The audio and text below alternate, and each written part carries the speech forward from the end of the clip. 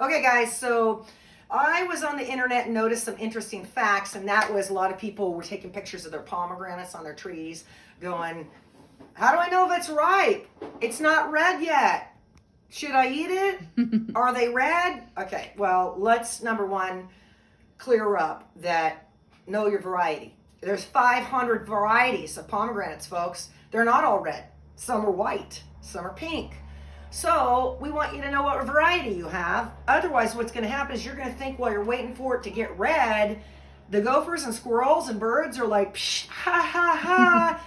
It's supposed to be this color. When they're eating it, they don't generally eat them unripe, folks. So when you are seeing this happen, that big crack there, what about this? You see this on your tree? Start picking. Oh, yeah. Nature is saying, I am ready. The birds will not peck open, generally, they might be crazy birds, a unripe pomegranate. They're not fun to eat. They're not sweet. They're very yucky and tart. So, and they're not gorgeous like this. So we go, okay, now, should I be waiting for this to get red, guys? Now take a look at that color, because that's ripe. That's an ambrosia right there. You wait for it to get red, what's going to happen is you're going to get that. So, if you see splitting on your pomegranates, then you need to take a peek around that tree, because I bet your pomegranates are ripe. If you see a little grain on them, don't pick those. Pick the ones that look ripe, because this is exactly what happens. And this is, you can see, the bird tried pecking in this guy. These ambrosias are beautiful. If I can pop this open without ruining my floor. What I love about the ambrosia is the size of the, I don't know if they call them aerials or whatever those little delicious tidbits are. They're very large on this particular one, the ambrosia. I have also the Eversweet, the Wonderful, the Parfenka. I think I have the Sweet. Man, there's so many. And then every once in a while, a bird takes a dump in my yard and I get another pomegranate tree, because my neighbor has 200 and I have 50. So between the birds eating these and pooping them out, I probably have 10 little volunteers all over the yard right now that every once in a while, if I don't sell them, I keep them, throw another pomegranate out there, because they're just a real treasure, folks. So now here's another fun thing. This guy here, just beautiful. I really love the look of this one, especially when it's splitting like this. It's more than ready. It's a big, beautiful ambrosia. So the cool things about these pomegranates is they grow pretty much anywhere, guys. They're very drought tolerant. They do need some heat, but this is an interesting fact. So when I bought my pomegranates, well, I knew I wanted 50 of them, and I wanted 5 different types. And, you know, it was really wild, because I just assumed, you know, if you go to like Iran and high desert areas, Persia, this was the fruit. You know, India, a lot of these warm areas. Egypt, who knows, could have had some. I mean, I was really bad in geography, but the reality is they were always in very, very hot areas.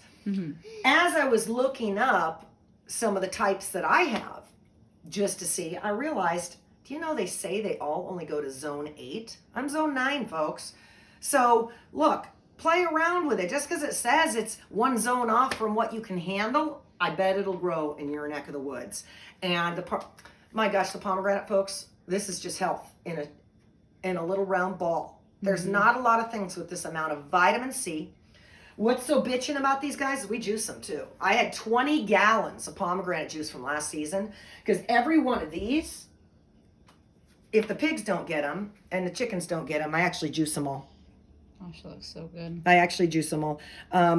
So now the pigs, chickens, cows, everybody, they go bleep, bleep for this.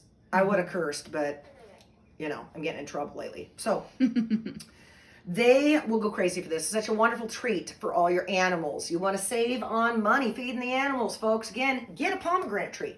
But here's the rule of thumb. When you get one, just remember how gorgeous that looks. When you get one, if you have just one and you don't watch it and you're not careful, you'll get no fruit, because the birds and the critters know that beauty.